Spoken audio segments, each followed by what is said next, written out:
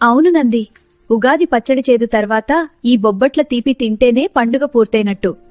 నువ్వు వెళ్లి స్వామిని, పిల్లల్ని పిలువు. నేను ఎప్పుడో వచ్చేశానమ్మా. ఆ వేడి బొబ్బట్టు మీద కాస్త నెయ్యి ఎక్కువ వేయవా? చూడు నంది, మన గణపతికి పూజ కంటే భోజనం మీదే శ్రద్ధ ఎక్కువ. రండి రండి, అందరికీ ఉగాది శుభాకాంక్షలు. భోజనాలు సిద్ధంగా ఉన్నాయి, లోపలికి రండి.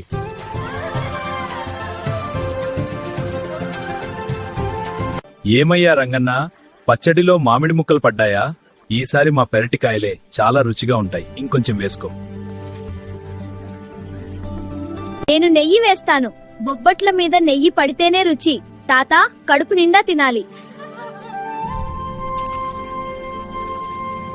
అన్నయ్య, అటువైపు వెళ్లి చూడు, అక్కడ బొబ్బట్లు అడుగుతున్నారు. అమ్మా పార్వతమ్మ, భోజనాలు అమృతంలాగా ఉన్నాయి తల్లి.